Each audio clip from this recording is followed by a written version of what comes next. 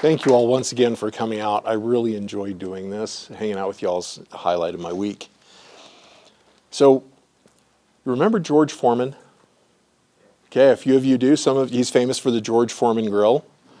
But what really made his name, and hence his commercial, the amount of money he ended up making, was he is one of the few people who beat Mike Tyson in his prime.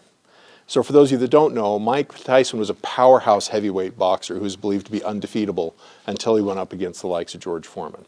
So George Foreman, after he was retired from boxing, became a boxing commentator, a sports commentator. And one thing that he claimed, he says, I can tell who's going to win and who's going to lose a match based on how they get in the ring. And you know what?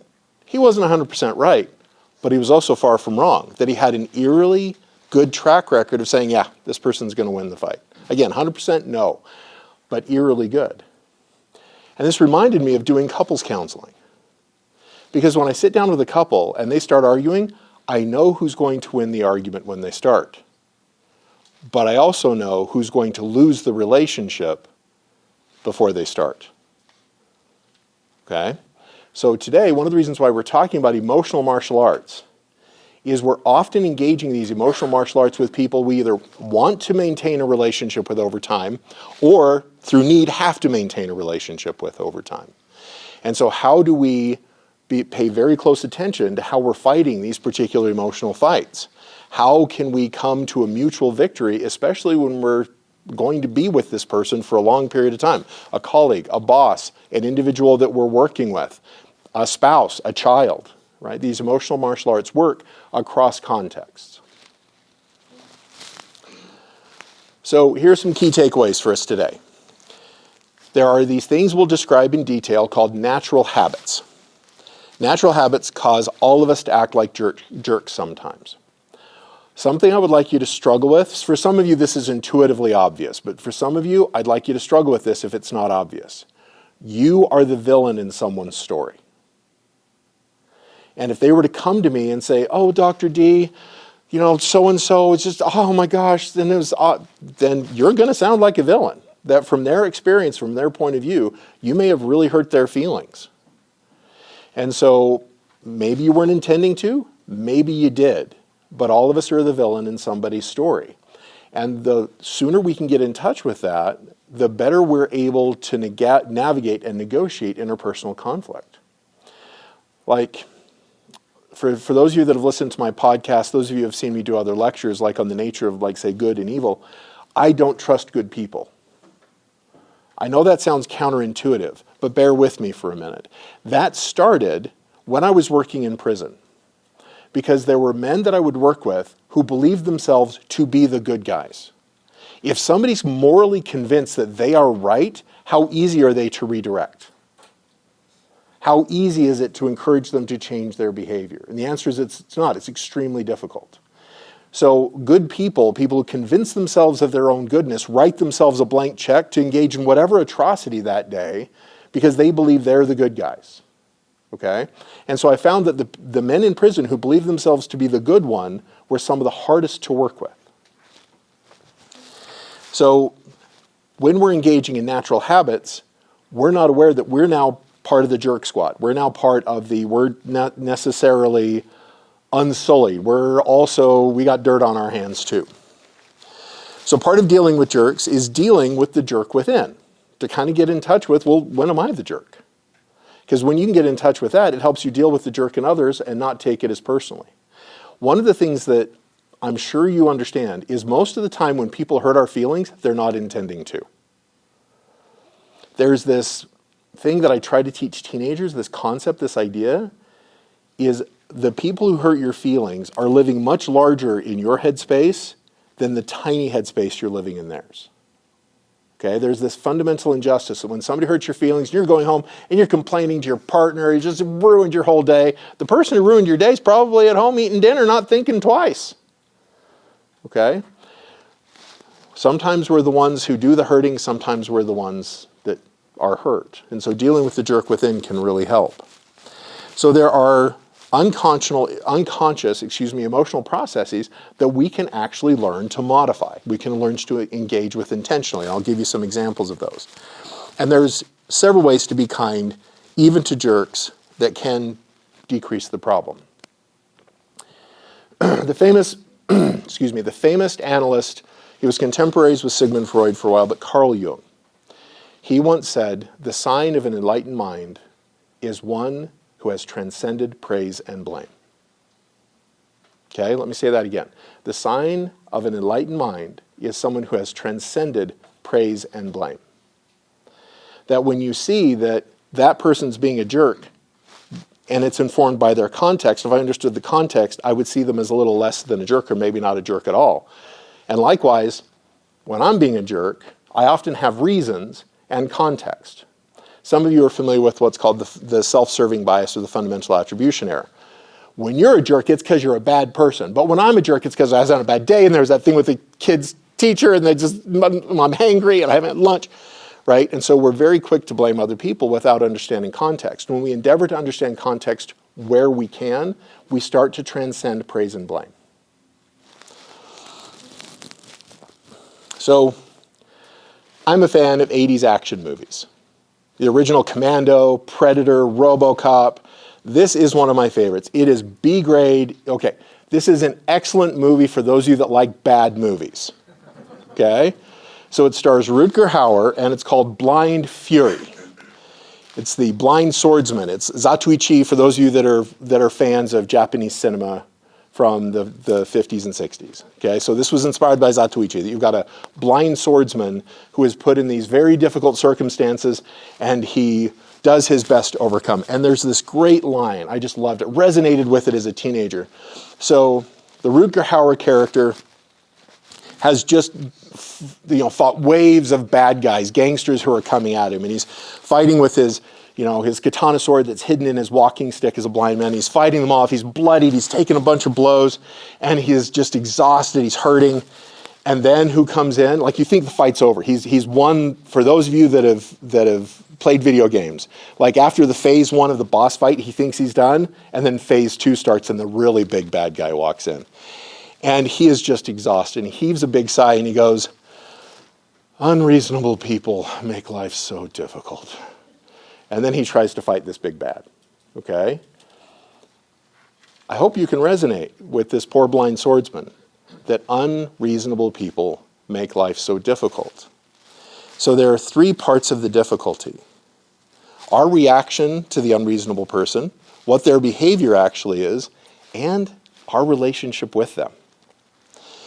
So our reaction to somebody who's being difficult, the personal issues we have that relate to the emotional response to them. So imagine a scenario where you're working with a colleague and they're complaining about a third colleague. You don't have a problem with that third colleague, but your friend does.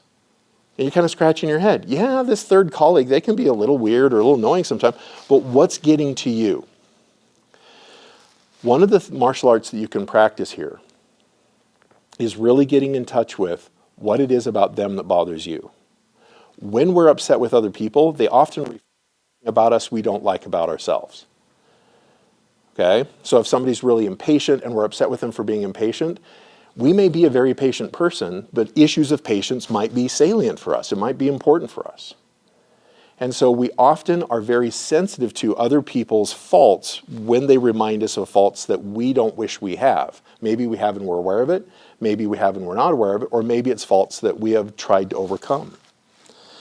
So sometimes we bring what are called unconscious doppelgangers with us, and we react to others based on our experience of those who consciously or unconsciously remind us of this person.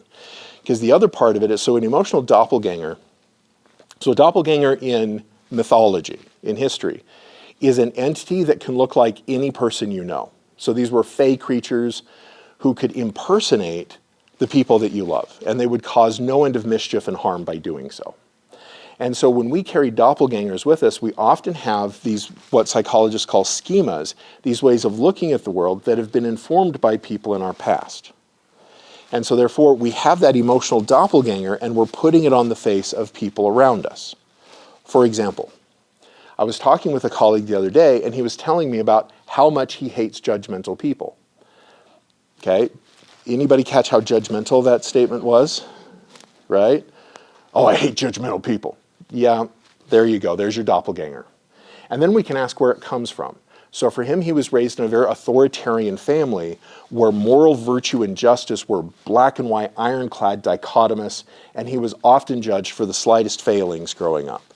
And so therefore, he keeps that emotional doppelganger with him when he goes into new relationships. He's often very sensitive to judgmental people, and he gets really judgy about them, right?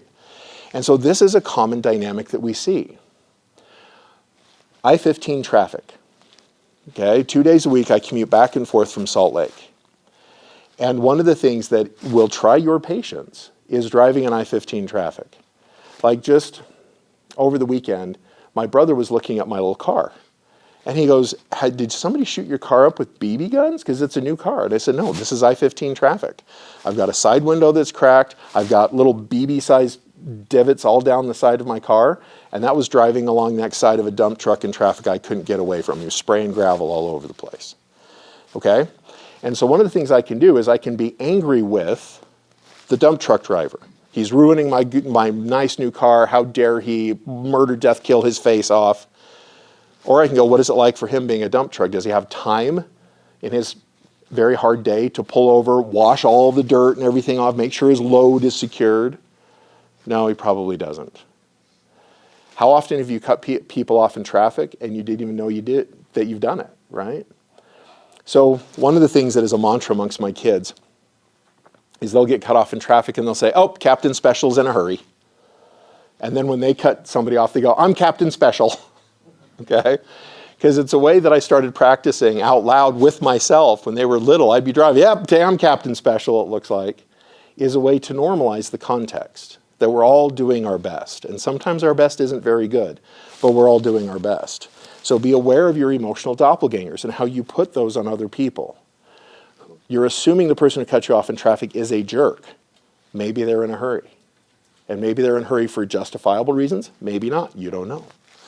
So it's a lot to ask of people to help them get in touch with what their emotional doppelgangers are. But I challenge you to do that. If you have an issue with the same sort of person over and over again, where does that issue come from? Like my friend has a real strong issue with judgy authoritarian people, and he's working on getting in touch with where that comes from so he's not bringing that doppelganger with him and putting it on other people. So their behavior. There are some people who behave in a way that on average is annoying and frustrating to most people. They do. So one of the things that we get to acknowledge is some people's behavior is problematic. Even if we're in touch with our doppelgangers, even if we know where our frustrations come from, why we're reacting the way we do, some people are jerks, and they consistently act that way. So one of the things that can be helpful is to be specific with yourself about what those behaviors are. For example, in speaking of being villains in other people's stories, one day, I had asked a professor of mine, I'd been a teaching assistant for a year, and I was applying to very competitive graduate programs. And I asked her for a letter of recommendation. And back then, things weren't on computer. I'm so old that this was paper and pencil, where you would walk up to the letter writer, you would have the addressed envelope to the graduate school all filled out with stamps and everything. You would have, paper forms all filled out on your part, and all they had to do was fill out their part, fold it up, put it in the addressed envelope, put it in the mail. Right? And so I had 15 applications in my backpack. I had not shown her yet. And I said, Dr. So-and-so, would you please be so kind as to write me a letter of recommendation? And she rocked back in her chair and blanched. She was a redhead lady, pale skin anyway. Somehow she got paler. And she said, Matt, in good conscience, I can't. And I was like, but you've told me I was the best TA you've ever had. And she said, oh, you are. You're extremely competent. But you're the most hostile, aggressive, and monstrous person I've ever met. And I went, sob. I burst into tears in her office. And she goes, don't try to manipulate me with your narcissistic crocodile tears. Okay? And so, I'm so sorry, what have I done? And it was really painful for me to hear. Well, it turns out, later I learned she does this with every one of her male students. That she is consistently seeing men as hostile and monstrous and aggressive, and she will only write letters of recommendation for her female students. And so I was very apologetic. What have I done? But here's the thing. I get how I was feeding her doppelganger. Yeah, she's a jerk. But I also get to look at my doppelganger and how I'm feeding hers. Some people encounter me as imposing. Maybe even some of you in this room. I hope not. I hope you just see me as a big old teddy bear. But some people, because I'm very tall, I'm heavy, I'm outspoken, that some people find that intimidating. And so I was inadvertently feeding her doppelganger. Yeah, she was a jerk about it. By the way, towards the end of our conversation, she did say, hey, look, you're right, you've been very competent, you are the best TI I've ever had. So if you'd give me your packets, the letters of recommendation packets, I'll be sure to write those for you. And I lied. I straight up lied. I said, oh, I didn't bring them with me. So I went home and over the next week printed out like my tier C, like there was my S tier, dream graduate programs, A tier would be really good, B tier acceptable, like C tier, I would only go there if I had no other choice. So I came up with some C tier programs, like the Hollywood Upstairs School of Bovine Cosmetology and Animal Psychotherapy, like those kinds of programs. And so I went the next week and had 3 of those. Well, I was getting interviews to the top programs, but none of those bottom tier programs, I have no idea what she said in the letter, but none of them even requested an interview, okay?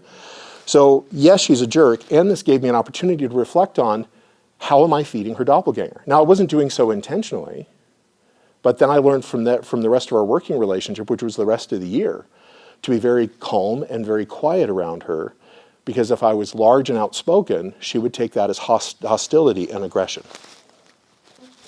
So the third part I've already alluded to is our relationship with them. Sometimes the difficulty is due to conflict within the relationship, and that conflict can become habitual. I'll give you some examples. We'll have some case studies here at the end. I'll give you some examples of one supervisor that I've had, but I've had a lot, where I'm stuck at work with this person, and we got in the conflict habit early. And it's really hard to break a relational habit. So one of the things that can happen, and we'll actually give a term to this later in this presentation, is that when we are in a habit with somebody and we try to change that habit, they double down on their efforts. This is one of the things that makes marriage therapy so challenging, is couples get in a habit. And when one is really working hard to change the couple habit, that then informs the other person needing to change their habit too, and habits fight to exist. Okay? Some of you have tried to stop smoking or succeeded. How hard was that? Some of you have tried to learn patience when you've had a history of impatience, right? I used to be very hot-tempered in my youth and took it as a task to learn how to be more even-minded and even-handed. And it was rough. Habits have a way of asserting themselves. And so when you've got 2 or more people in relation, now that increases the difficulty by double. Because now you've got 2 people trying to change habits. And they're feeding one another's habits at the same time. Why do we always argue, you say to your spouse? Because you're in the habit of arguing. And that's 1,001 micro habits that all go into this particular argument. So you've got 1,001 little habits to change. Likewise with a supervisor. Some of you have had that experience where a supervisor gets a bad taste in their mouth about you, and then you respond to that bad taste by trying to be extra helpful or submissive or people please or whatever else, and that only keeps their entrenched perception of you going. And so habits are relational. And by the way, sometimes you just get mad and fight back. So one of the things that is a mantra is it's not about you. Again, back to what I try to teach teenagers. The person who hurt your feelings today is at home sleeping like a baby. You're up at 2 a.m. tossing and turning about that text exchange or that argument or whatever else. The space that we take up in other people's minds is much, much smaller than we think it is. When they respond to us, yes, it can be about us in part. It is also simultaneously about them.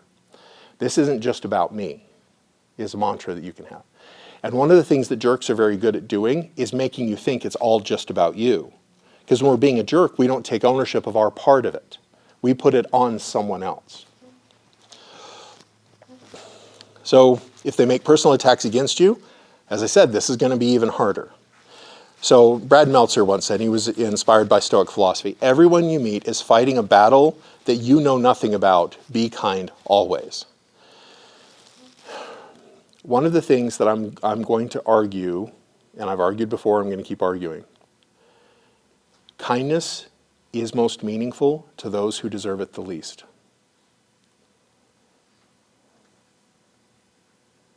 kindness is most meaningful to those who deserve it the least. That doesn't mean that they'll respond to it and go, oh my gosh, thank you, I was being a jerk and you're being nice to me. No, they may or may not do that. Likely they won't. It's your exercise of kindness is most meaningful in terms of your character and the person you are to those who deserve it the least. So one of the things that we've talked about before is hurt people hurt people. There was a cartoon, I tried to add to this, but I couldn't get a clean enough image offline. And it's a cartoon that's from a Japanese anime.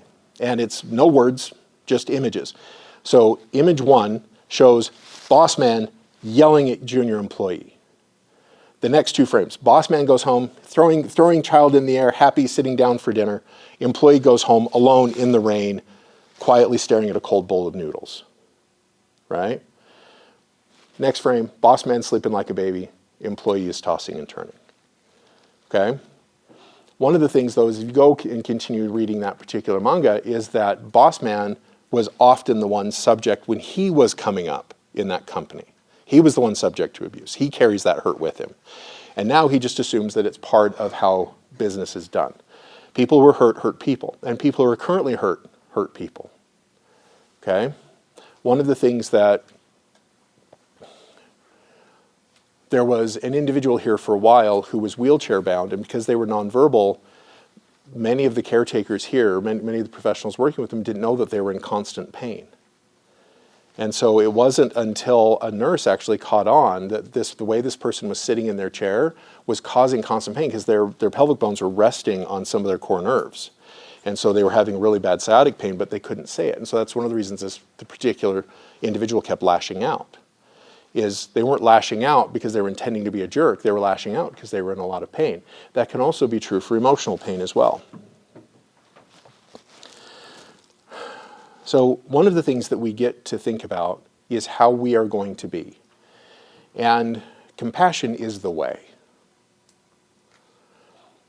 One day, for example, I was a graduate student, and in my youth, it was all about kickboxing, boxing, martial arts were about kicking the other person's butt, right? That was what martial arts were.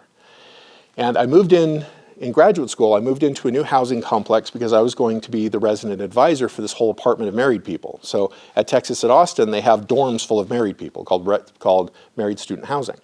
And I was the RA, the resident advisor. And one of my new residents moved in, and he was this tall, handsome, athletic, charming New Zealander.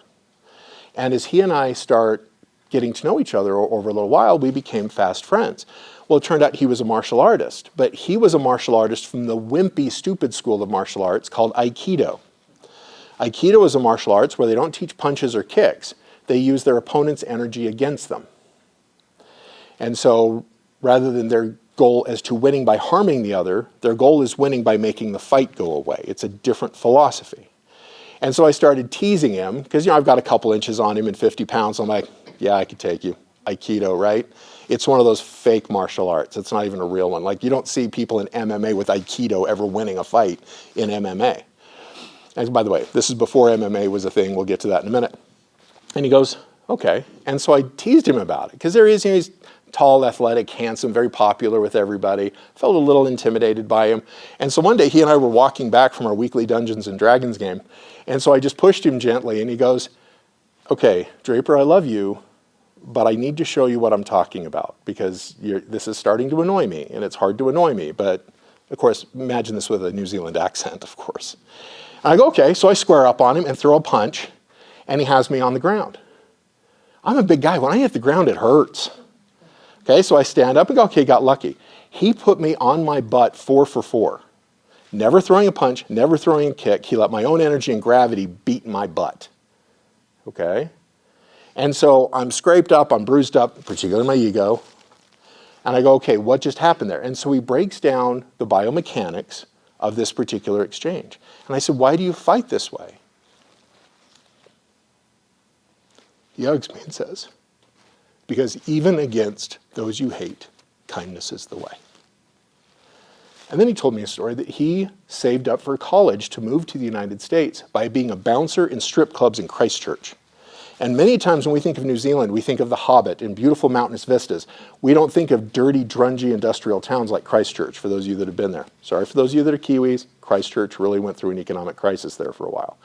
And so this was a really rough town. And he said, one of the things I learned when I'm dealing with outrageous and rowdy people in these strip clubs is all of us can be outrageous and rowdy. It takes the right rowdy group of friends, it takes the right amount of alcohol, and it could be any one of us.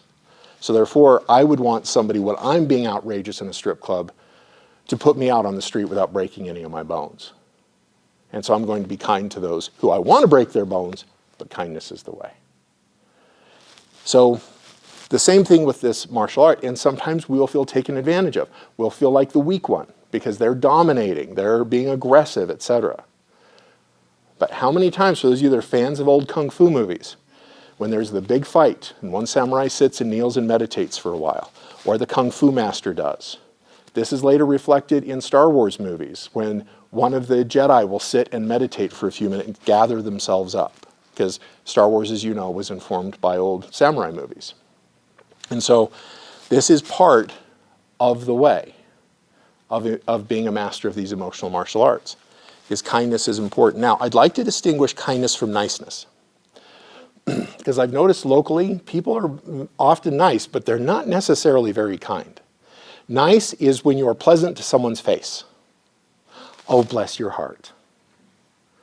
Oh, yeah. I understand. I'm going to level conflict and make sure conflict never happens. We're going to speak in civil tones, and if you dare get uncivil, I'm reporting you to the state, right? That it's this way of making sure that everybody's okay right now, but it can also, in some cases, enable problems to persist. Kindness is the behavior we engage in that is better for everybody's welfare in the long run. Okay? Kindness is the behavior we engage in that's better for everybody's welfare in the long run. And one of the things we find is that regional cultures vary in terms of emphasizing nice or kind. For example, here folks are very nice, sometimes kind. Last time I was in New York City, they weren't nice at all, but boy were they kind. For example, we had rented an Uber, and the Uber broke down. The driver's stressed out of his mind. We're blocking traffic in Manhattan, and people are flipping the bird. I'm trying to drive here, what the, And so they're screaming and yelling at us, really upset, as people are getting out of their cars, screaming and yelling at us while helping fix the car. That wasn't nice at all. They were being meanie faces. But they were being very kind in the sense of rather than just blaming and leaving people there, instead they're like venting their frustration, but also helping. They were being kind. They looked out for the welfare of all of us in the long run by being kind. For those of you that raise children in a healthy way, sometimes as parents, you got to be the bad guy. You've got to be kind. No, I'm not letting you stay up until 4 a.m. playing Xbox. It's 10 o'clock, go to bed. You hear the Xbox playing at 1 a.m., it wakes you up. You got to go take the Xbox because it's important for them to get to school the next day. Dad, you're so mean. I am not being nice, but someday you'll learn I am being kind. Okay? And so that's one of the things that's really tough is sussing out what the nice thing is. Lead with nice, but if you got to choose one or the other, be kind. Look out for your welfare and the welfare of the other in the long run. That's the best way to be. By the way, what was really interesting is in the Midwest, we lived in rural Indiana. They were neither nice nor kind. So New York, kind, not necessarily nice, right? Indiana, neither nice nor kind. California, the parts of California I was in recently, pretty nice and kind, more the northern part, right? So it's fun kind of sussing out cultures where you live on whether they emphasize niceness, kindness, or both. Sometimes directness is the kindest response when immediate redirection is required. Sometimes we need to be direct, and it is the most kind thing to do.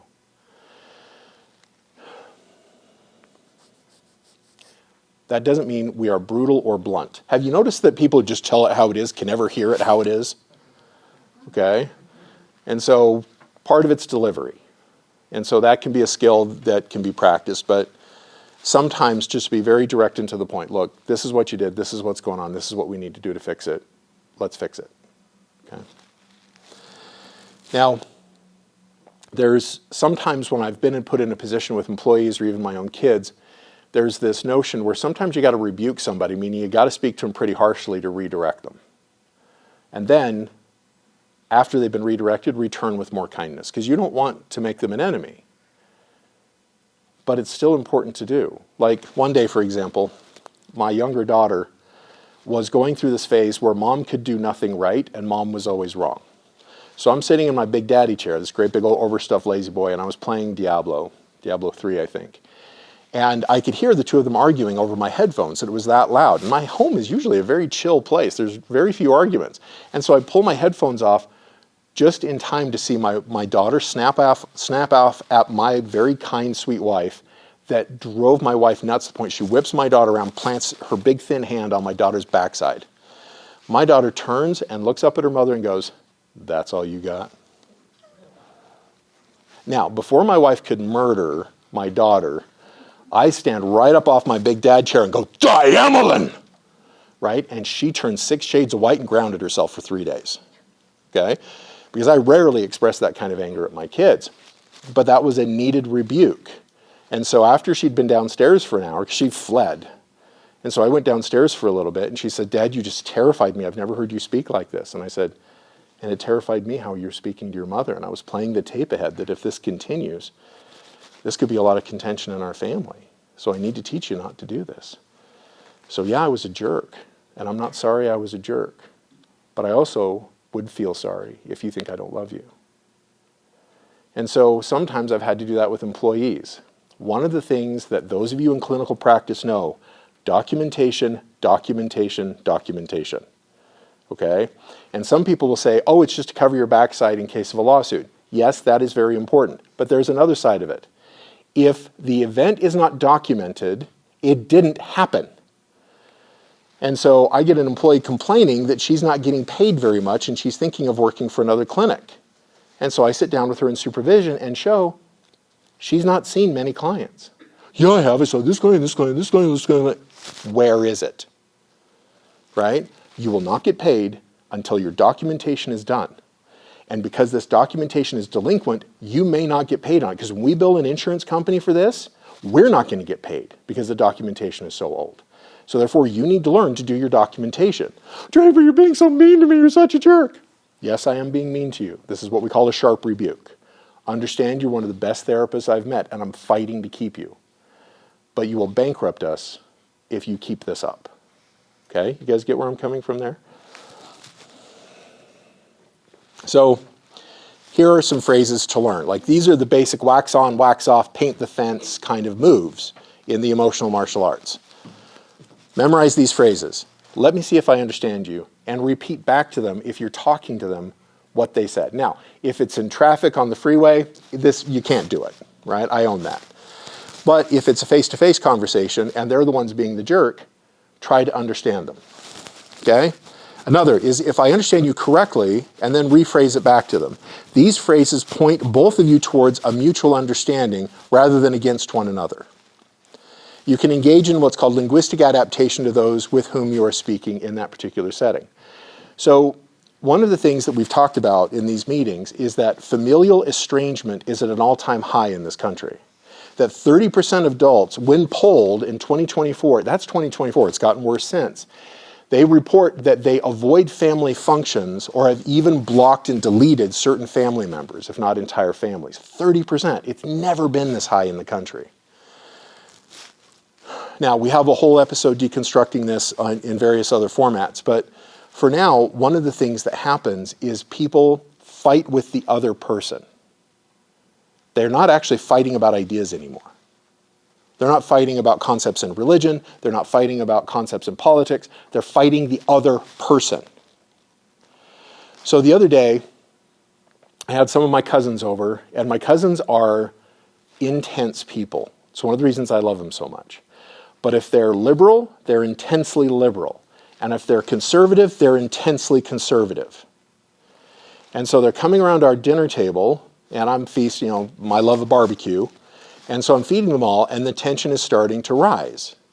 And so one of the things I taught them, I says, okay, if you guys are going to talk religion and politics, which is a great way to fight, here's some things I want you to do. You will need to use these two phrases or GTFO out of my house. Okay? Get out of my house. And that is, if I understand correctly, and let me understand, make sure I get where you're coming from, practice those phrases. They had a 3-hour-long, intense, wonderful conversation about religion and politics. And they left going, why doesn't this happen? And we should do this more often. And I'm like, because you guys were fighting about an idea and you weren't fighting each other. You were arguing about big moral principles. You weren't attacking the other person. And so sometimes, like when I was throwing punches at my friend Jared, walking back from D&D, and he had to put my butt in the ground, this is a version of doing that, but with the aggression aimed at you. You're making it now about a subject, about the topic at hand.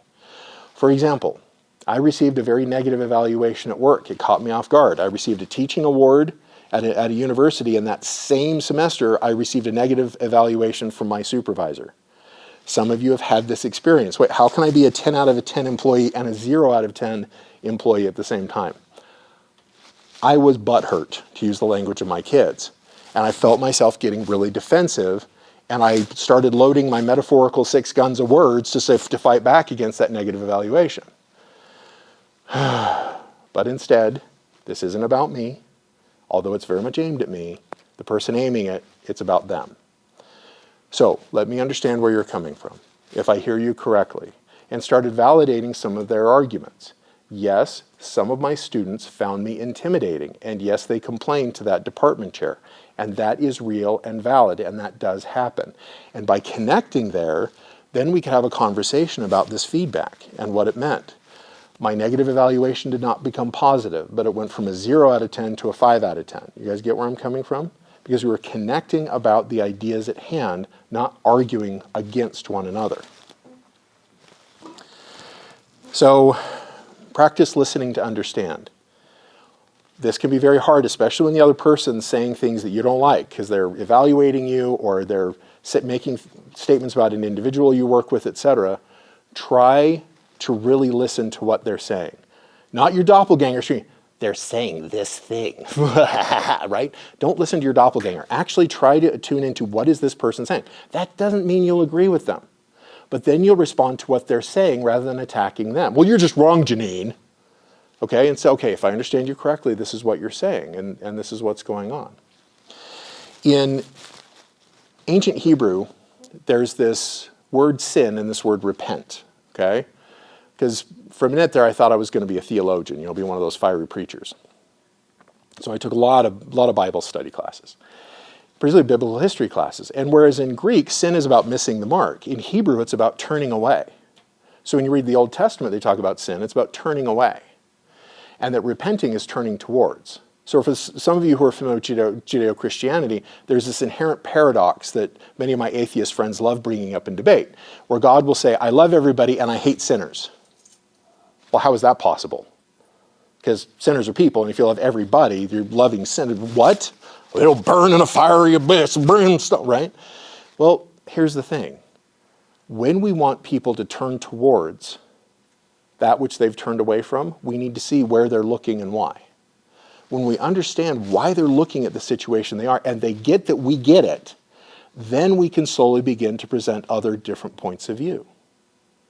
But it's only when they know that we get it can we help them turn their heads. So this solves the paradox. In this particular Judeo culture that wrote this particular scripture, God's upset with you when you turned away from God, and God's happy with you. But if you want to repent, all you got to do is turn towards God. It's that easy, right? It's not this whole rituals and processes and everything else. And so likewise, if you're really turned away and against somebody, a great way to reconcile is turn towards them, even if they're jerks and you don't like them. But at least understanding where they're coming from, what their point of view is. And this can be very hard to do. They will try our patience. So one of the things we get to do is practice responding accurately.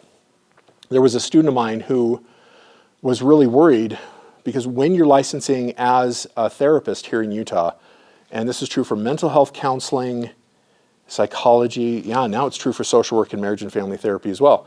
Your supervisor needs to do direct supervision, meaning they need to either be in the room when you're doing therapy with your client or watch a video recording of you later that day or that week. You guys get where I'm coming from?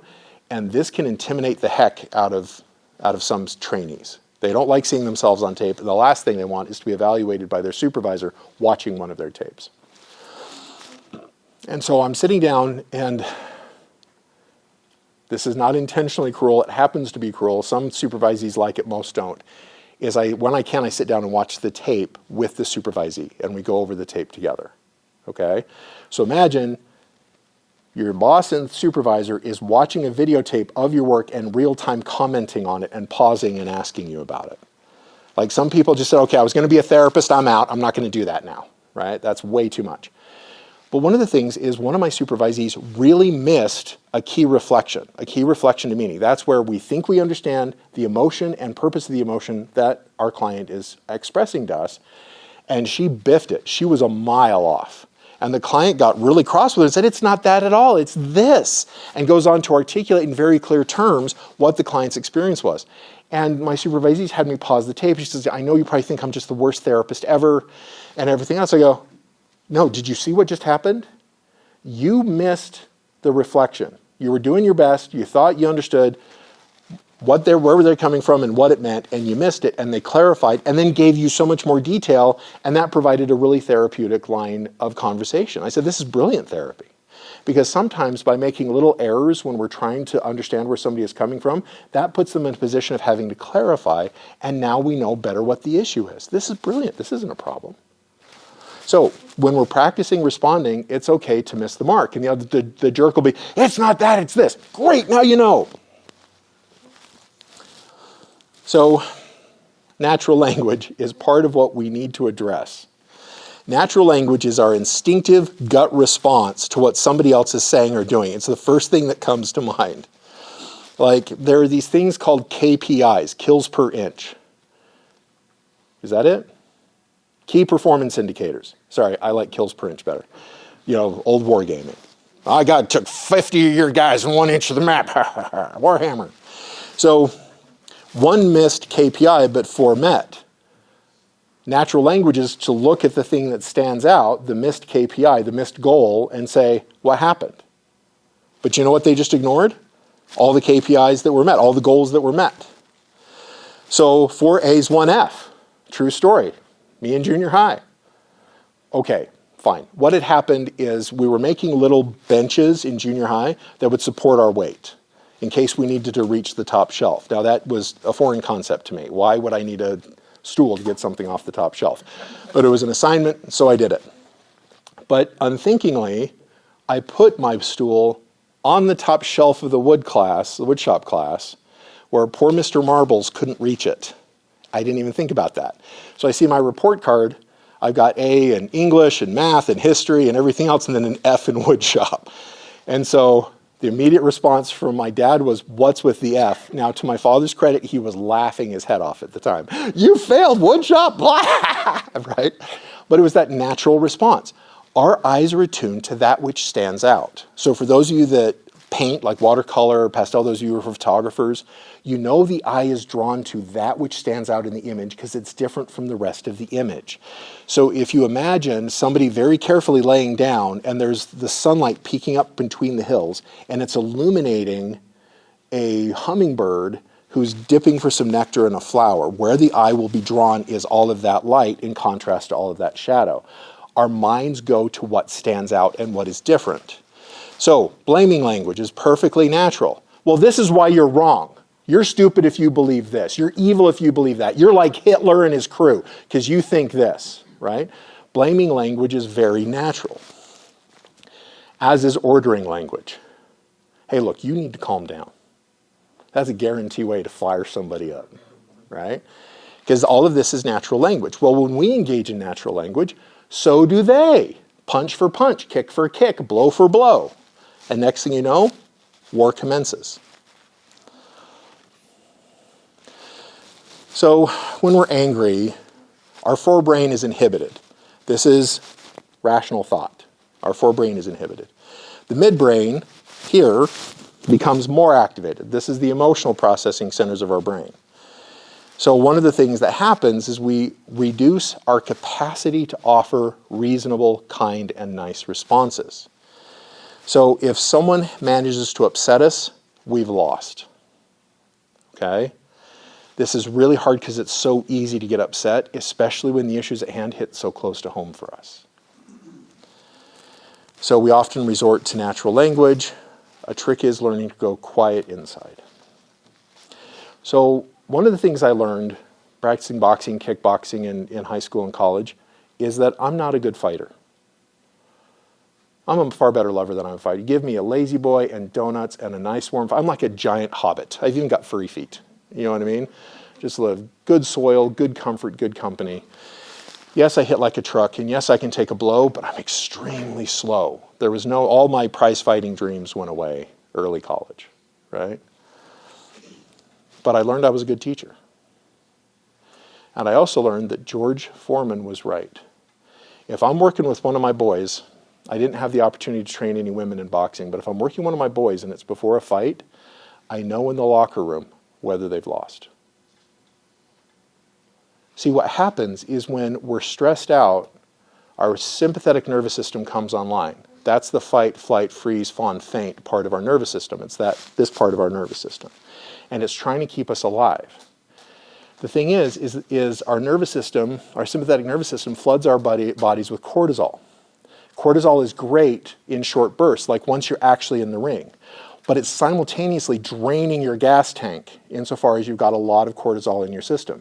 And if that happens for too long, like for days and weeks, you suffer a condition called adrenal fatigue, where you can never seem to ever get on top of your stress. And every little molehill that comes at you feels like a mountain. You may be suffering from adrenal fatigue at that point. But if I'm working with one of my guys in the locker room and he's already freaking out about the fight, he's lost. The boxer comes in and goes, yeah, I'm going to do my best. You know what I mean? They're quiet inside. Their sympathetic nervous system is not activated until the first punch is thrown. They're more likely to put in a good fight, if not win. But I knew so often that George Foreman was right. I'm sitting with my boy. We're in the locker room. He's freaked out. He's already lost the fight. Okay? So learning to go quiet inside, is a valuable life skill. Doesn't matter if you're dealing with jerks, whether or not you're boxing, but learning to go quiet inside, and it is a hard skill to master. Okay, so we'll talk about some techniques here in just a second. Starting with the first one. The first step is recognizing how you feel. I feel angry. I feel frustrated. I feel hopeless. I feel happy. On those rare occasions you like jerks. Okay? Oftentimes your feelings will be layered. I feel angry and I feel hopeless. I feel angry and I feel sad. I feel sad and I feel hopeless, right? There's lots of different feelings that can happen in cluster. But try to get good at and try to practice just looking at yourself and going, okay, how do I feel in this situation? Step 2 then is accepting it. Isn't that weird? That accepting anger is part of knowing what to do with anger? See, for those of you that get angry dealing with jerks, which I think is the most common and important response, anger is the emotion of change. And it really worries me when I'm hanging out with people who come from cultures that pathologize anger. You should never be angry. Sometimes they say angrily, without a trace of irony in their voices. That's a problem. Anger can actually be very powerful to change a situation in a relationship. But if we're lashing out with wrath, we're lashing out with hate, okay, yes, that's a problem. But anger is the emotion of change. And so if we can accept that I'm angry, oh, yes, I feel angry about this. And I accept that I feel angry, now you get to use the anger productively. So, second step, as I said, is accepting how you feel. Third step is using the energy of the emotion to respond with civility to incivility. So incivility is when somebody's being rude. Civil is when you're being polite. And part of the way to emphasize kindness over niceness is to remain polite. Right? Whereas niceness is placating, oh, bless your heart, dear. Yes, you're screaming for a donut even though you're diabetic. Let me go get it for you, sweetheart. That's nice. It can be very enabling and even toxic. Okay? Kindness is, you're screaming for a donut. No, you're not getting a donut. And I'm going to remain very polite with you, even if I have to be firmly polite with you, because this is a better way than lashing out. So when we're offensive, that actually gives them the opportunity to escape our correction. Like, I had a supervisor back when I was in high school. I worked for an electrical contracting firm, and what my job was reaching up inside metal light poles to thread wire. And we would have to wear these heavy leather sleeves because the machinists who made the light poles didn't sand off the burrs on the inside, but that's where we'd have to reach. So there are all these razor sharp burrs. And I worked very slow. Intellectually, I may work very fast, but physically, I've always worked slow. When we were working farms as a kid, I can't tell you how many times I was grounded. I work slow. I'm good, but I'm slow. And so I'm pulling wire. My supervisor's getting angry and angry. And I knew that if I could get him to lose his crap at me and just blow up, I now had the upper hand, because then I could show how unreasonable and bad he was being. Right? Some of you, your kids may have played this card on you. Like when you finally lose your crap at your kid's like, oh, I got you now. You're now being unreasonable. I can take the high road. Woohoo! Right? So it happens with employees, colleagues, spouses, everything else. And so they escape our correction. And I'm so upset because this particular supervisor of mine, now somebody I dearly respect and admire, was redirected by the company owner. Draper's got you. You keep falling for it. He aggravates you. You blow up at him, and now he's got the upper hand. Stay calm. Give him clear instruction. Give him clear goals. Write him up when he doesn't meet the goals. Darn it. The supervisor's name, Vern. You guys remember? Hey, Vern. Right, it's that name, Vern. Different person, of course, but Vern. And Vern got really good at supervising me. I actually got better because he wouldn't let me aggravate him into blowing up at me anymore. Dang it. So I suffered his righteous correction. Because he'd be like, no, you are failing. You're 15 units behind the next slowest person. We got to speed you up. Okay, fourth step is Stoicism. I'm a little bit worried about the modern interpretation of Stoic philosophy. Stoic philosophy is how to behave virtuously in an unvirtuous world. How to lead virtuously, how to follow virtuously in a world that will pull you into less than nice, kind behavior. Now it's how to master yourself emotionally to control others. That's not actually where Stoicism came from. And I'm worried when I see these quotes online.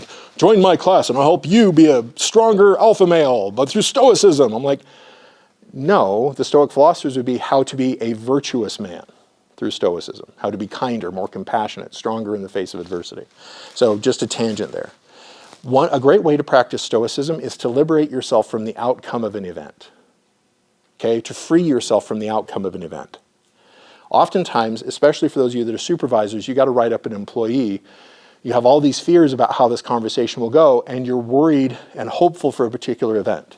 When you go in with an open mind, where you're endeavoring to be nice, kind, and civil, you're practicing some of your self-mastery skills we'll get into in a second, and you approach them, and you're open to how that conversation will turn out, it will be less stressful for all involved. Liberate yourself from the outcome of this. Imagine, for example, with a couple. Honey, you're leaving your socks on the floor again. Desired outcome. I'm so sorry, my beloved. I know I keep doing this. Let me clean up my socks. Oh, and I'll wash the dishes as well. Right? Actual response. After the day I've had, you're coming at me. Rah, rah, rah, right? It's exhausting. So when we say, please pick up your socks, liberate yourself from the outcome of that, and you're less likely to escalate the violence in the conversation. So try to look at the situation from the perspective of those you are critiquing and feel critiqued by. As I said, back to that professor who goes, I can't write you a letter of recommendation. You're one of the most hostile, aggressive, monstrous people I've ever met. She was only 50% wrong, depending on your point of view. Yes, I'm not aggressive. Yes, I'm not hostile. But I am intimidating and imposing. Like this bore fruit later. So I ran a little clinical practice out of my office at Utah Valley University there for a while. And I remember stepping outside my door and I was meeting with a new client. It was a referral from a former friend. And this young lady looks at me and she down-ups me. She starts at my toes, goes all the way up like this to my face, and then she made this most delightful noise. It went like this, ah! And she sprinted. Okay? See, I'm not doing anything aggressive or hostile to her. But she brought some doppelgangers to play, which are understandable, that frequently happen when you're my size. And that is, oh my gosh, this guy could step on me and kill me. Right? Not that I would. But she was terrified. Later she sent me an email saying, I'm so sorry I ran like that. This is obviously not a good fit. And I said, I got you, girl. Here's 3 referrals to some friends of mine. I did not say who are much shorter than me and female. Okay?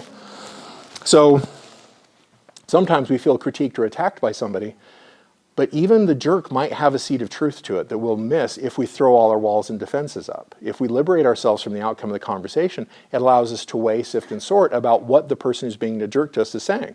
Sometimes it might be something helpful. Sometimes, unfortunately, it isn't.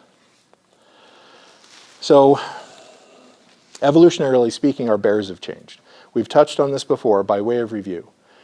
To our genetic ancestors, your great-great-great-great-great-grandparents, encountering a bear in the woods was terrifying. Okay, today, going in for a meeting with your honorary supervisor is terrifying. If you encountered a bear in the woods, you'd be like, oh, is that a bear? You wouldn't even know how to respond, right? Our bears have changed.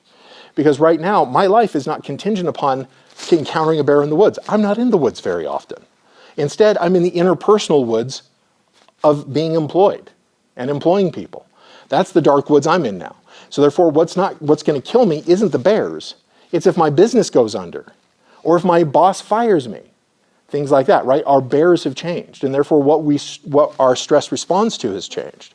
So the other day, I was driving through Springville, and this guy in a big pickup truck pulled in front of me, appropriately, used his signal and everything, wasn't being a jerk. But he had this big vinyl in the back of his window that said, "But did you die?" And that's like something my grandparents would say. "Oh, it's not that stressful. Did you die?" And I can remember looking at my grandfather and saying, "No, but I wish it did." And I meant it. Our bears have changed. Like, you can't hit me with this argument. Well, is your supervisor really a tiger who's going to rend and tear you? I'd rather fight the tiger. Okay? Our bears have changed. If the tiger tears me apart, modern medicine might save my life. But if this meeting with my supervisor doesn't go well because I'm catastrophizing right now, I'm stressed out of my mind, if that goes poorly, I'm unemployed, next thing homeless, and then dead. Right? Our bears have changed. And so that's something, if we can really wrap our heads around, validate the stress that we get through this interpersonal conflict. We're not like my fifth great grandmother. They lived in a little mud hut in Draper, Utah, one of the first Caucasian settlers there. And she's trying to harrow the ground with this little iron wheel with a little blade behind it by hand, 9 months pregnant, and has to keep a cap-lock rifle on her because there are raiders coming up and down the Wasatch Front. And so living in terror, and she gave birth in the middle of that mud field, you know what I mean? Well, dry dirt, Utah's a desert. But it's one where our bears have changed. We don't have those bears anymore here. And so therefore, what our stress responds to is different than it was then. So our autonomic nervous system has two parts. Sympathetic. This is a very quick reaction, and it's a thoracic up. So our sympathetic nervous system actually doesn't start in the head. So when somebody tries to tell you, well, you just need to think about this clearly, we react emotionally first. That's what makes this martial art so incredibly challenging. We usually, 99% of the time, lead emotionally rather than cognitively. Because our fight or flight response wants to skip us stepping back and going, is that a mean bear or a nice bear? I'm going to watch it for a minute as it's charging towards me growling. Does its fur match its claws? No. Our sympathetic nervous system needs to keep us alive. It doesn't deal with the brain at all. It goes immediately to fight, flight, panic mode, right? It doesn't have time for the brain to process through. So this is important to remember. Going quiet inside is hard because oftentimes we're already flared up, and it's not us thinking rationally, it's our body viscerally responding. So the parasympathetic nervous system is midbrain down.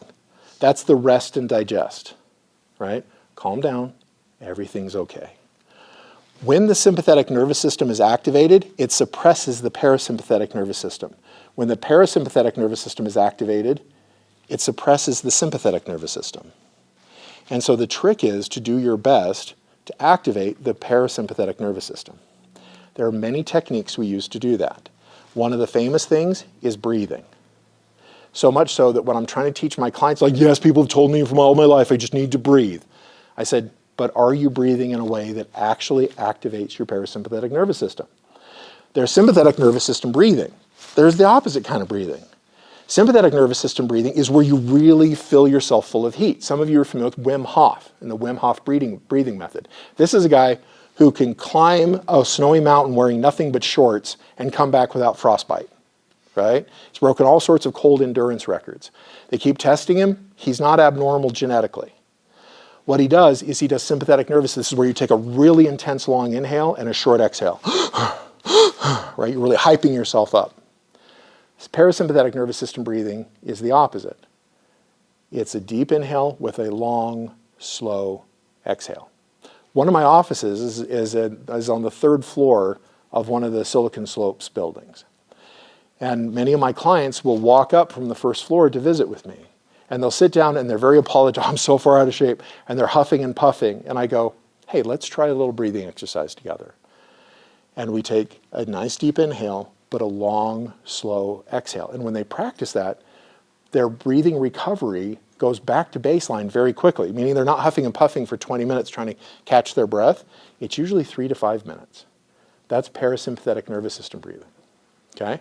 So one of the things that I'd like you to practice, and do this at night, in your bed, waiting for the bus, wherever you are, nice long deep exhale, and a nice nice deep inhale, nice long slow exhale. Make sure that your exhale is longer than your inhale. And so when I'm saying, hey, let's breathe for a minute, I'm not doing, right? That's just going to hype you up even more. Instead, long, slow exhale. In fact, there is a game that I actually teach when we do breathwork classes called the breathing game, where in 20 minutes of practicing breathing, how long can you get your exhale to be without straining? Some students, they start the class and they've got a 5-6 second exhale, and by the end of the class, they have a 30-second exhale. Okay? The guy who taught me this breathing exercise, Mike, may you rest in peace, had a 60-second exhale. You can master this kind of breathing. Okay? So, the goal is not to be in competition with other people or to strain. If you're straining, going 17, 18, 19, 20, you've just ramped your sympathetic nervous system back up. So the secret is to do it comfortably, like you're stretching, not like you're hurting yourself or straining yourself. Okay? So if I say breathe, that's what I mean. I mean not Wim Hof breathing. I'm going to make it at the top of this mountain. I mean rest and digest breathing. Long, slow exhale. So again, the parasympathetic is midbrain down. It is slow. The sympathetic nervous system is evolved to respond immediately. The parasympathetic nervous system takes time to come online. So when I say breathe, I don't just mean go to your office for 5 minutes and breathe.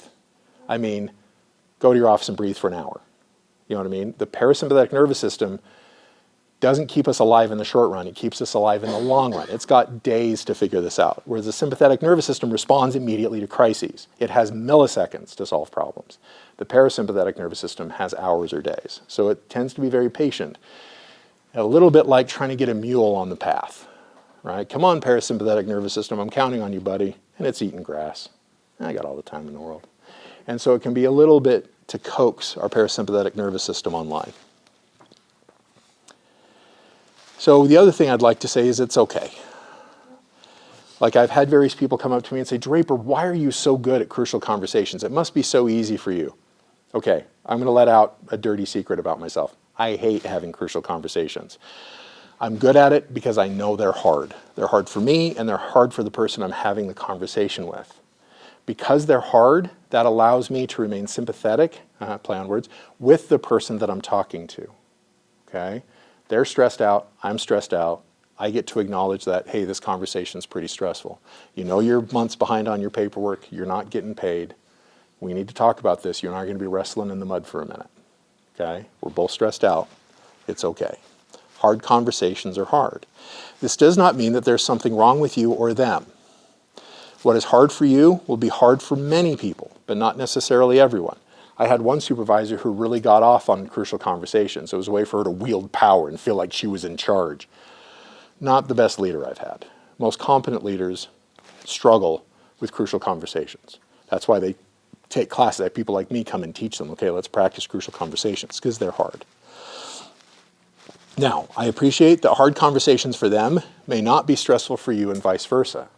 That sometimes there's a mismatch. But most of the time, crucial conversations, when we measure the basal stress levels of the participants, it's higher than they were before they knew the crucial conversation was coming. So their heart rates are greater, their O2 saturation is a little bit lower, things like that.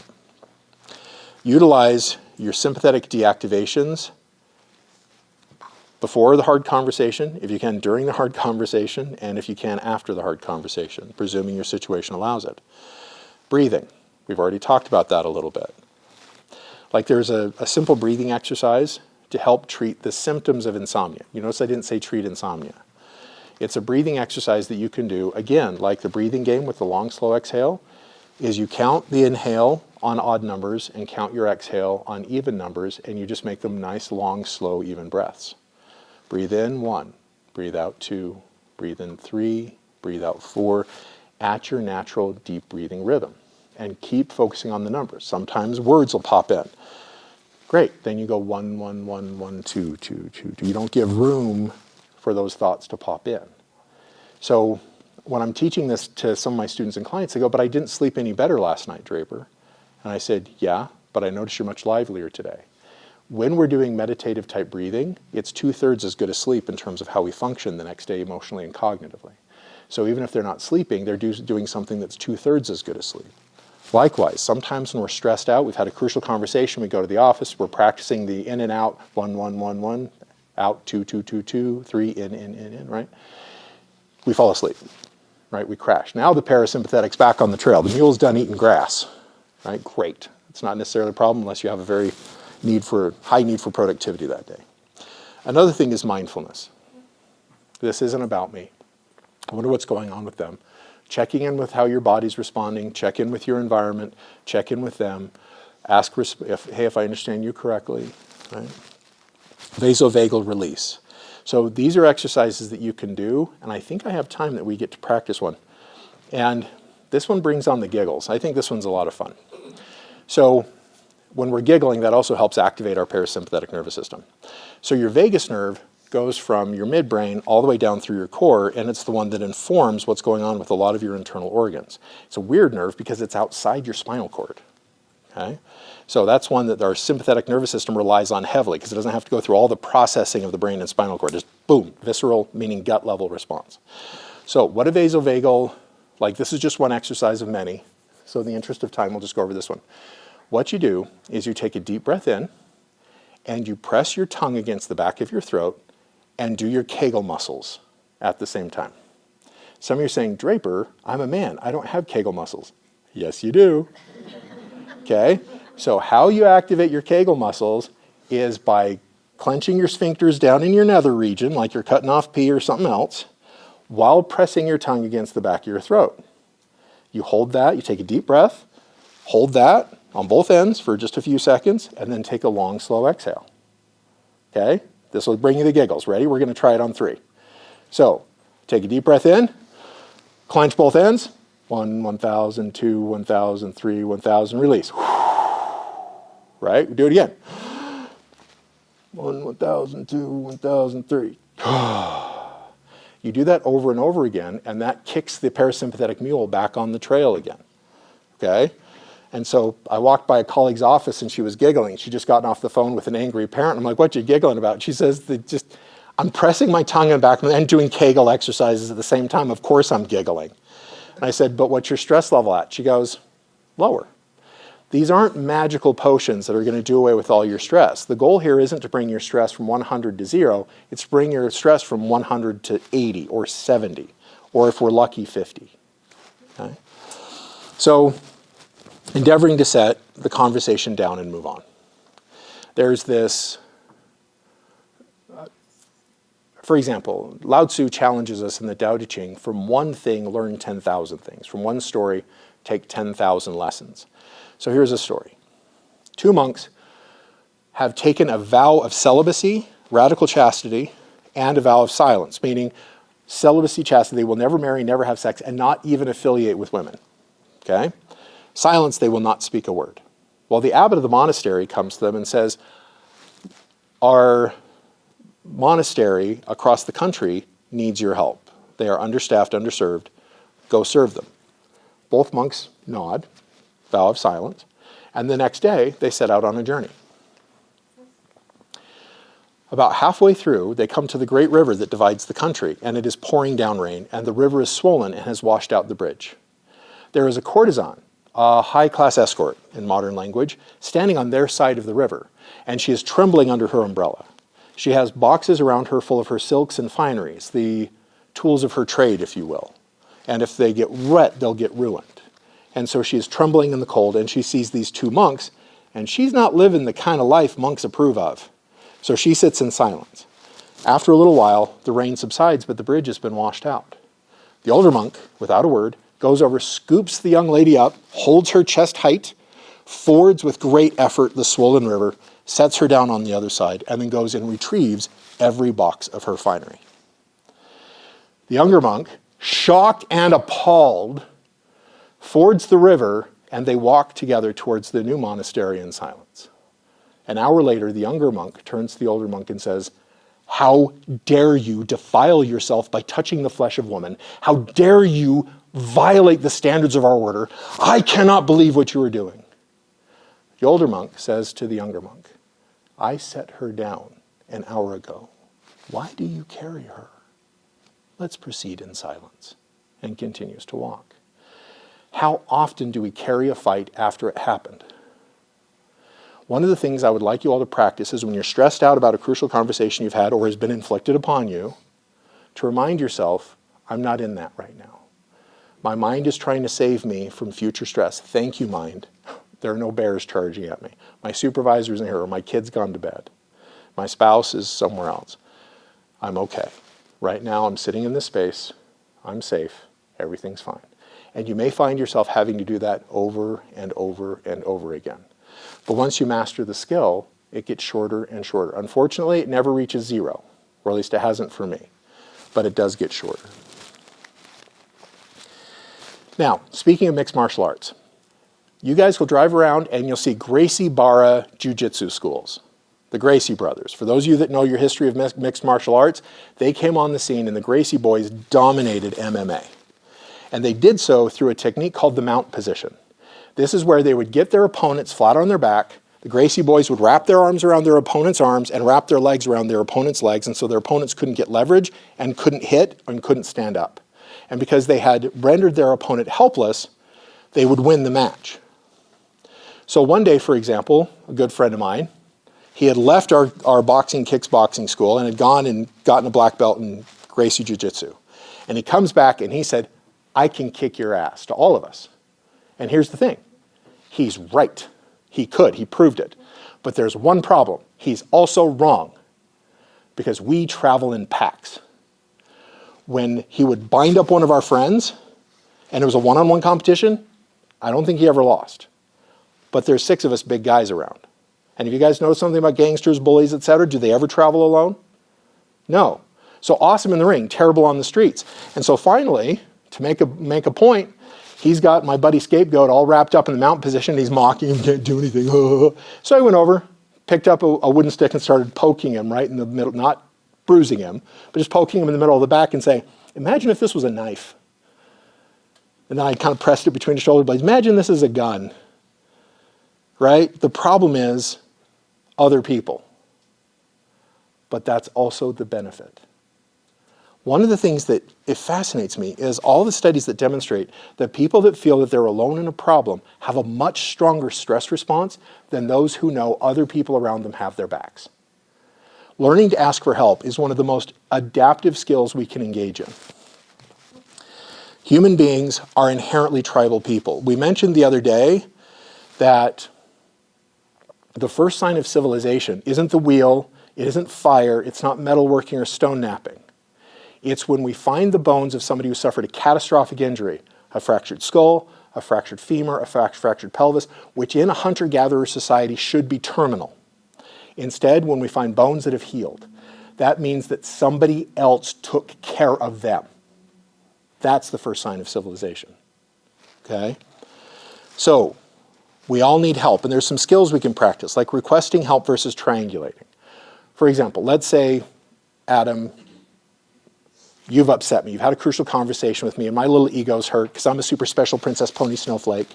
And I go over to our friend here, and I go, "That Adam's such a jerk, man." Right? That's triangulating. Because what I'm trying to do is set him against Adam. That's not helping anything. What help is, "Hey, bud, over lunch, can I kind of cry on your shoulder a little bit? I'm kind of upset with what happened between Adam and I. I know he's doing his best. I'm trying my best. But I'm still just like, it'd help me to talk out loud about and vent for a minute." That's asking for help. Okay? Where I'm not throwing Adam under all the buses. Instead, I'm acknowledging he's doing his best and asking a friend for some moral support. That's asking for help. Triangulation often makes a team fall apart. Like if you and I are pitting our other friend against this friend, now the team is full of contention. But if I go to you and say, "Man, I'm really hurt. You said something hurt my feelings, but I'm not brave enough to talk to you yet, and I come to you and you give me a hug and say, you need to talk to her about this. That's help, okay? And even giving me pointers on to how. So, the importance of consultation. One of the things that shocks me is how lonely therapists are. Because so much of what we do is confidential. And therapists are disproportionately introverts to begin with. They're disproportionately lonely because they can't really talk about work in any detail. And they tend to seek after solitude.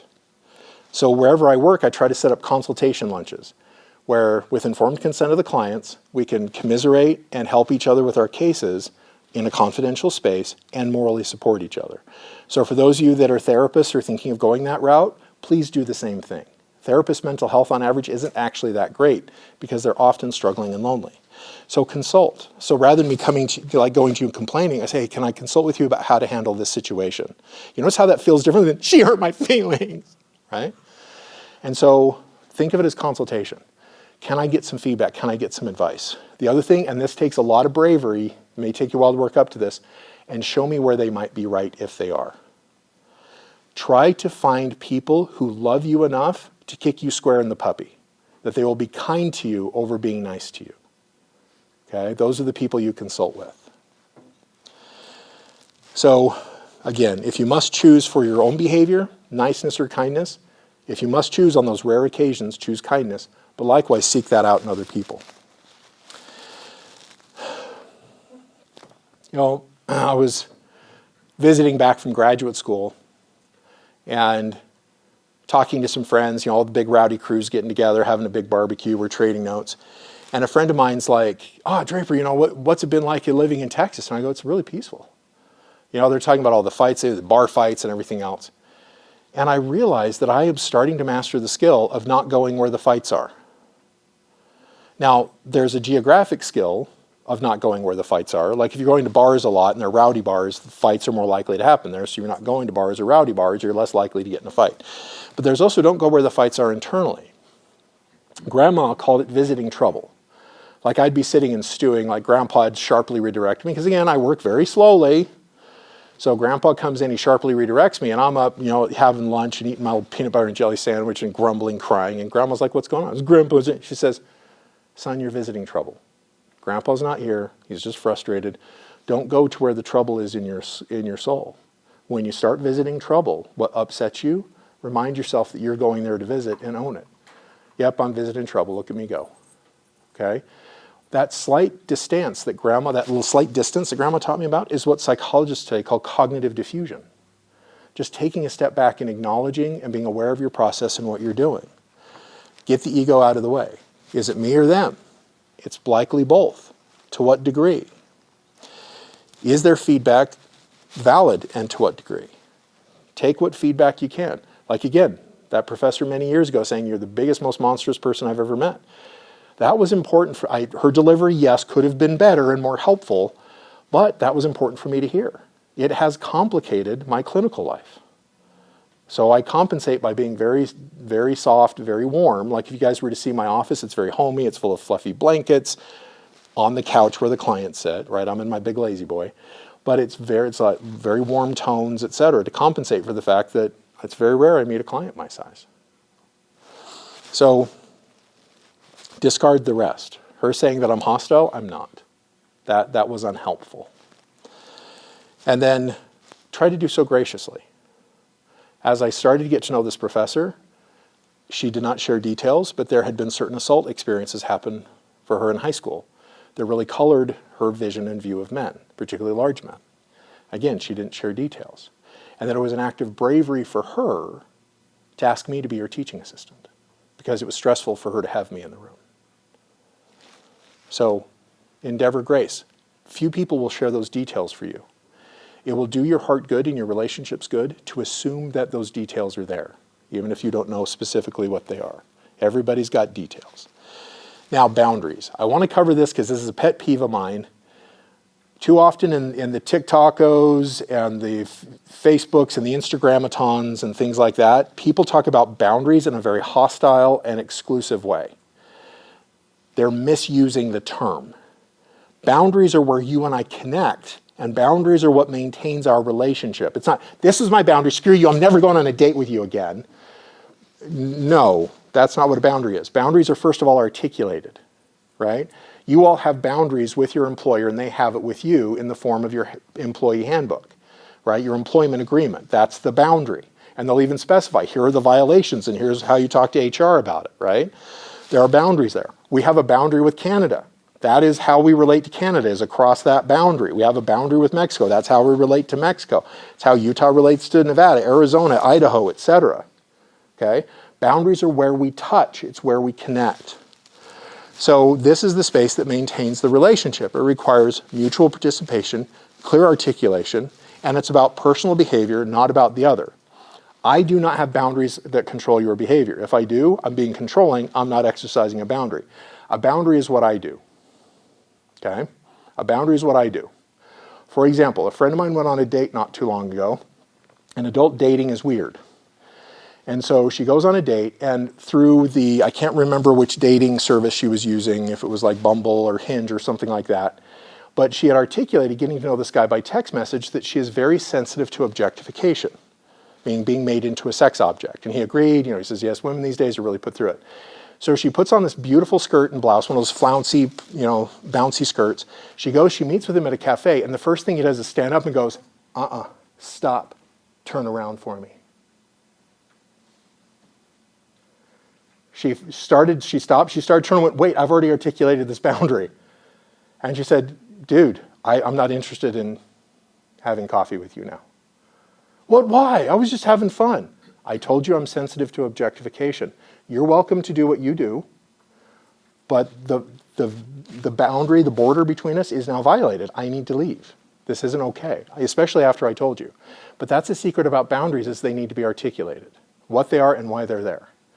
And so oftentimes with like doing couples counseling, just having a couple start to articulate and start drawing those lines, because his boundary's here, her boundary's here, but they don't count as boundaries because they haven't been agreed upon. They've not been articulated.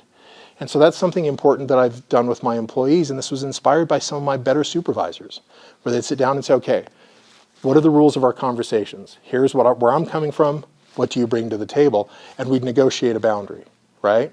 Something to do with my spouse and my kids. Okay, this is where I'm coming from, where are you coming from?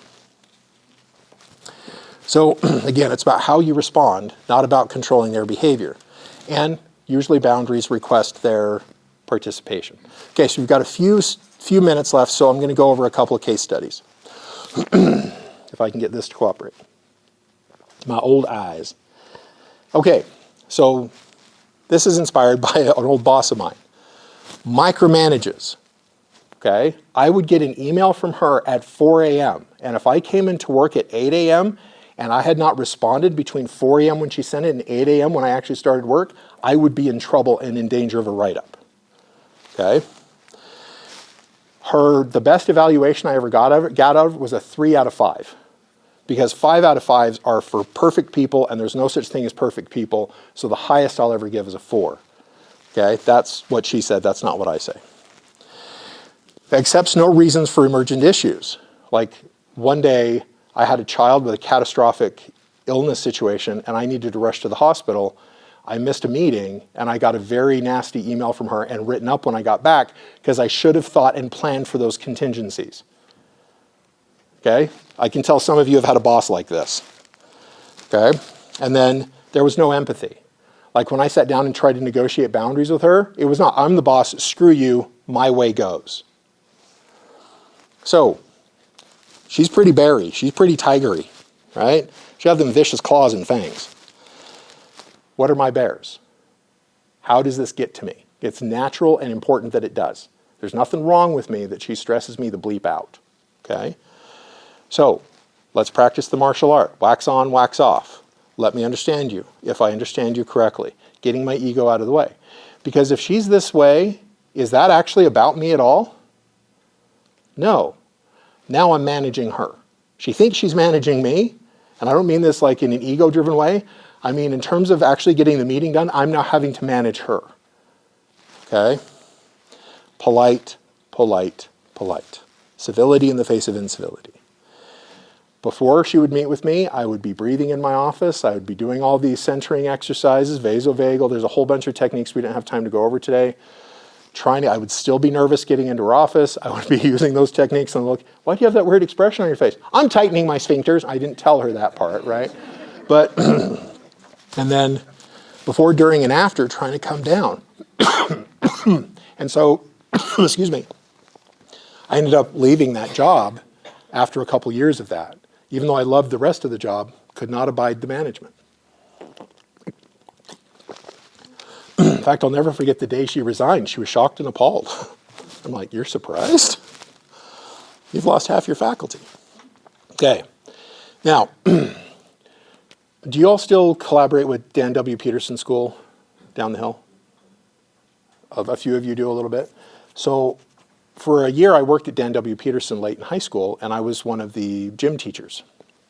And one of my students, he has unfortunately since passed away, was named Lonnie. Lonnie had an inch on me. Like, I'm 6'6", he was 6'7", he was a big boy. And he was minimally verbal, but there would be outbursts of obscenity. Motherfucker, just like the word he knew best was the F word, okay? He was physically violent. If he started getting frustrated, he would throw hands, and that boy could hit. He would push boundaries. Like, as you try to read, Lonnie, we're playing this game now, come on, and he would walk the other way, because he knew very few people were strong enough to pull him back. And if they did pull him back, he got to throw hands. He was rarely happy, rarely smiling. And I dreaded working with Lonnie. So if you're nice, he turns away from you. If you're kind, he turns away from you. Nothing got through to this kid. So after about 6 weeks, I went to the teacher, not the aide gym teacher, which as a high school student, but instead to the actual like trained special ed gym teacher. And don't make me work with Lonnie. And she's like, he responds better to you than anybody else. I'm like, really? I've still got bruises on my ribs. And she goes, yeah, he responds better to you. And I said, I can't work with him. I'm just exhausted. I dread coming here. I want to quit this job. And she says, let me tell you a story. When Lonnie was 10, he was running across the street in Salt Lake after his older brother, who was 12 at the time, and Lonnie got hit by a bus.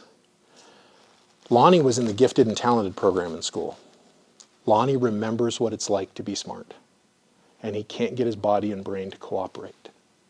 He lives in that constant state of frustration because now nobody talks to him because he has a hard time with words. Nobody will play with him because he gets easily frustrated and lashes out. But imagine that version of locked-in syndrome. So you guys are familiar with locked-in syndrome from Metallica's epic song called One, where it's a World War I veteran who gets shrapnel that severs the relationship between his brain and his body. So his brain is okay, but he can't move or feel his body at all. He can't speak. He can hear, he can see, but he can't even move his eyes very well. And so that's locked-in syndrome. Well, this is a version of it where he remembers what it's like and he's locked into this body where his brain won't cooperate and his body won't cooperate. And so locked in with memory of normalcy. When we know why somebody behaves the way they do, we can better handle what they do. You know that old adage? A human being can survive any what if they have a sufficiently powerful why. Why do you come to work? Because that'll allow you to handle the whatever happens here, if it's a powerful enough why. So, with Lonnie, I started practicing balancing nice and kind. And the more I would hold his firm behavior, not give in to his aggression, we experience what's called an extinction burst or an extinction scream. This is where, before somebody's habit changes, it gets really, really intense. Okay? The cravings are the worst before you finally kick the habit. Right? Our whole society is going through an extinction scream right now, or an extinction burst, where the rates of incivility are the highest they've been in 100 years. And so just that things are changing, and so everybody's really upset because all of our habits are being threatened. So, and then abiding the process, and it was hard. So the parasympathetic nervous system activation, doing my breathing from my martial arts classes, doing the grounding exercises, trying to dodge Lonnie's, I'm slow on my feet, so I wasn't always successful. And then again, continually asking for help. I thought that because Lonnie was assigned to me, I was the only one that would then help Lonnie. I started hollering out, like if things were calm, like Janine, for example, was really, really good at her job. She'd get her kids playing, because these were teenagers, and then I'd say, hey Janine, can I get your hand? Can I get your help? Like how can we best help Lonnie here? And then when I stopped throwing Lonnie under all the buses and treating him, hey, this is somebody worthy of time and attention. This is somebody with whom I'd like to consult. She and I teamed up, and that was far more helpful for Lonnie. And so did Lonnie become a nice little angel baby who was so compliant? And I'd like to tell you fairies came out of his butt and he grew a unicorn horn. No, Lonnie remained difficult to work with, but we could work with him. Okay? And so we got out of our own way to help him not get in his way as much. Okay, so I'm actually a little over time. Thank you very much for abiding with me today. I do appreciate your company. I know some of you have somewhere to be. Go ahead and go. I'm going to sit here for a few minutes and answer questions if you have any.